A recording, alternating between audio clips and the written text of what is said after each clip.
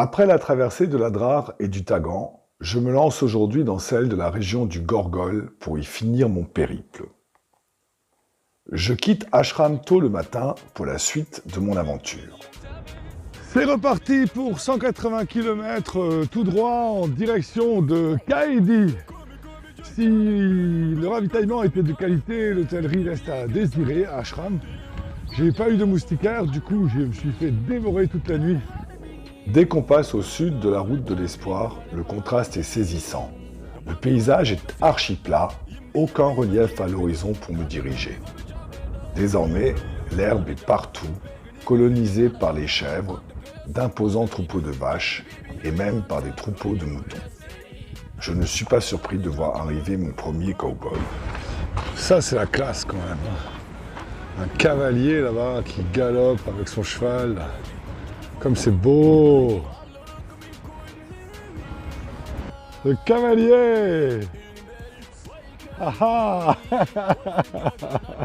Comme je ne suis pas encore éloigné de la route, je croise quelques villages électrifiés et disposant d'un service de taxi-brousse pour se rendre au marché d'Ashram.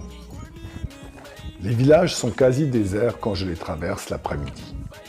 J'ai comme une sensation d'invisibilité. Personne ne me voit, personne ne me regarde.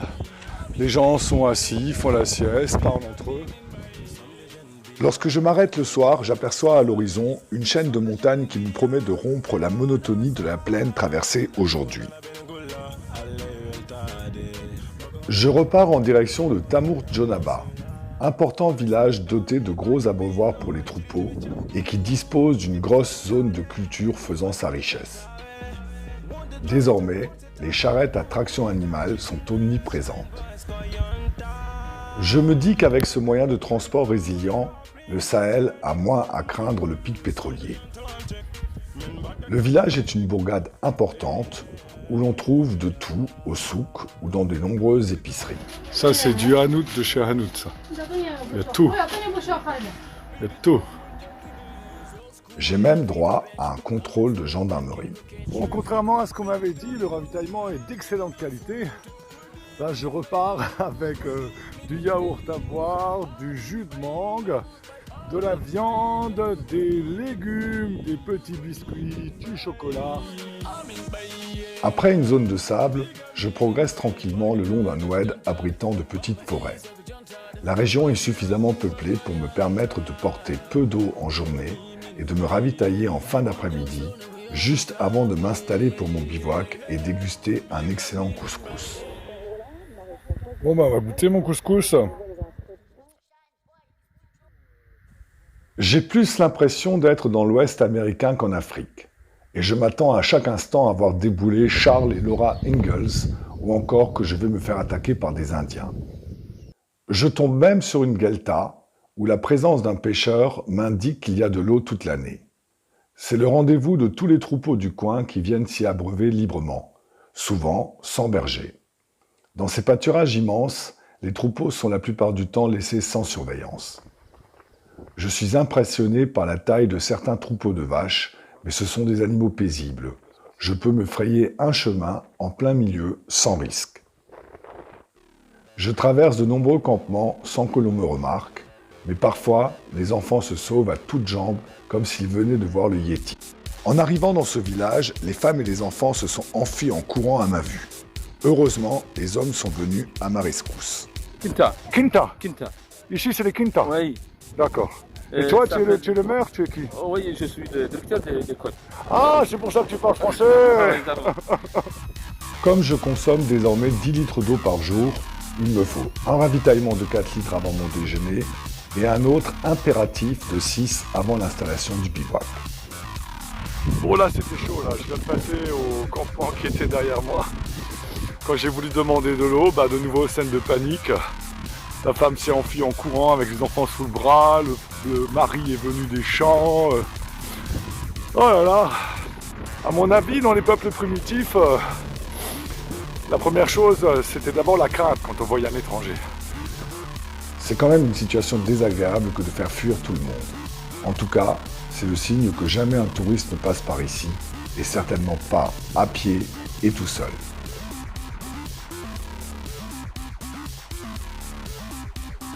La météo était au beau fixe depuis plusieurs jours, avec une température de 36 degrés et peu de vent. Mais celui-ci se lève brutalement en milieu de matinée. Mais c'est un vent arrière qui ne perturbe pas ma progression. Il rafraîchit agréablement. Le seul problème, c'est de trouver un abri pour ma pause déjeuner. Pendant que je prends le thé, je me dis qu'il est temps que j'arrive, car ça va faire 3 fois que je répare ma cuillère en plastique. Le vent se calme en milieu d'après-midi lorsque je traverse un village isolé qui a la particularité de posséder un moulin à céréales. Petite touche de modernité dans ce monde où la traction animale est reine et l'empreinte carbone particulièrement faible. Ici, c'est le royaume de la carriole, qui permet de transporter de grosses quantités d'eau dans d'invariables bidons jaunes vers les villages ou les zones de culture. Afin de ne plus provoquer de panique lorsque je traverse les villages, j'évite désormais de foncer sur les femmes et les enfants. Je prends le temps de repérer où sont les hommes avant de m'approcher. Comme je n'ai plus rien à mettre sur mon pain, je finis aujourd'hui mon saucisson que j'ai réussi à faire durer 33 jours. Je traverse un dernier village aux maisons joliment décorées avant de me lancer pour une après-midi complète à travers une zone déserte. C'est là que je vois mon 5e chacal, mais le premier que j'ai vraiment l'occasion de filmer depuis mon départ de Nouadhibou l'année dernière sur un trajet de près de 1400 km. Sa présence me confirme que le coin est vraiment désert. Je m'installe le soir dans un oued où, comme chaque soir, je récupère confortablement installé à écouter les nouvelles du monde, et de l'Afrique en particulier, sur ma radio onde courte. Seul lien avec l'extérieur lorsqu'il n'y a pas de réseau. C'est-à-dire qu'en fait, en dehors de l'école, heureusement elles y vont, mais en dehors de l'école, elles ne font pas brassage, elles n'ont pas d'activité extrascolaire, elles vont quand même voir la famille. Aujourd'hui, je vais une dernière fois ravitailler avant mon arrivée à ma destination finale de Kaidi, demain après-midi. Me voilà à Monguel, donc ça c'est un gros bourg, je crois que c'est l'équivalent d'une préfecture ou d'une sous-préfecture. C'est une petite ville typiquement sahélienne, disposant d'un bon ravitaillement. Il est midi quand je repars. J'ai perdu un peu de temps à Monguel à cause d'un nouveau contrôle de gendarmerie. J'ai fini mes courses à Monguel. Les gendarmes m'ont comme d'habitude fait perdre une bonne demi-heure. Heureusement que maintenant je sais que le colonel de la région me connaît puisque j'ai parlé avec lui au téléphone à Djonaba. Quand l'autre il a voulu m'empêcher de repartir, je lui ai dit qu'il appelle le colonel. Tout de suite après, changement de ton, vous êtes le bienvenu, c'est pour votre sécurité, vous pouvez continuer. Voilà. Du coup, je dois foncer en hors-piste pour rejoindre à plus de 20 km d'ici le seul hameau que j'ai repéré sur ma ligne droite et où j'arrive bien assoiffé, à sec d'eau. J'y bois 1 litre d'eau d'une seule traite. Grâce à la fraîcheur due à l'évaporation de l'outre en peau de chèvre dans laquelle elle est conservée, l'eau est ici un véritable régal. Un village super sympa. Il est temps que mon voyage se termine. Je commence à saturer des interminables séances d'épouillage de cram-cram que je suis obligé de m'infliger tous les soirs avant de ranger mes affaires dans la tente si je ne veux pas percer mon matelas gonflable. C'est une véritable plaie, il y en a partout. Pour protéger mon matelas, je fais de plus un tapis de vêtements pour l'isoler du sol. Mon matériel a beaucoup souffert. La tirette de ma tente a lâché, ce qui m'oblige à utiliser mon chèche comme moustiquaire. Les bouteilles d'eau se sont recouvertes d'une couche d'algues verdâtres dont j'ignore la toxicité. Tout est prêt pour une dernière soirée, un dernier bivouac bien agréable, avec un petit bémol quand même. Ma cuillère a définitivement rendu l'âme, mais c'est pas grave parce que ce soir je mange du poulet. Bon bah je crois que c'est prêt. Ouais, franchement, je crois que c'est tout ici. Aujourd'hui, je trace. J'ai 28 km à faire avec un sac archi léger. C'est mon dernier jour. Rien ne peut m'arrêter.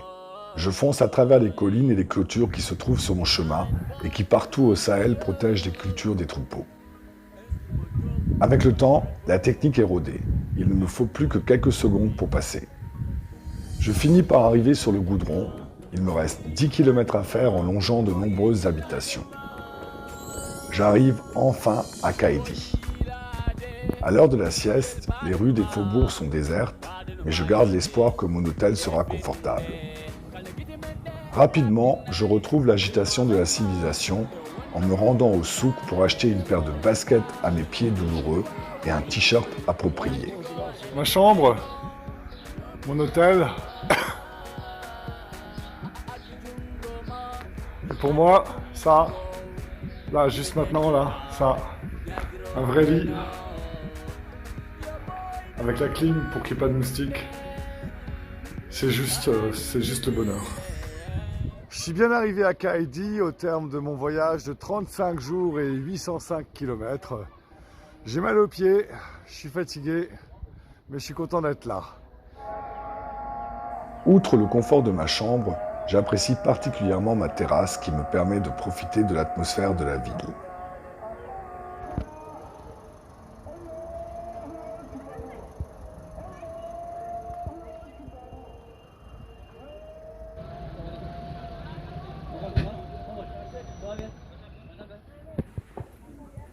Mon voyage n'est pas tout à fait terminé. J'ai un rendez-vous à honorer avec un rite que j'ai initié lorsque je suis arrivé pour la première fois dans le coin à 25 ans. Alors ça, c'est une promesse que je m'étais faite. Quand j'avais 25 ans, je suis venu ici et je me suis baigné. J'ai traversé le fleuve à la nage. Bon là, je ne crois pas que je vais traverser le fleuve à la nage, mais je vais déjà me baigner. C'est déjà pas mal. Mais je suis devenu sage. Cette fois-ci, je resterai de ce côté-ci de la frontière. De novembre à décembre 2019, j'ai parcouru 625 km entre Nouadhibou et Chinguetti en 23 jours. De décembre 2020 à janvier 2021, j'ai parcouru 805 km entre Chinguetti et Kaidi en 35 jours. En tout, j'ai parcouru 1430 km, soit l'équivalent d'un Brest-Strasbourg-Nice.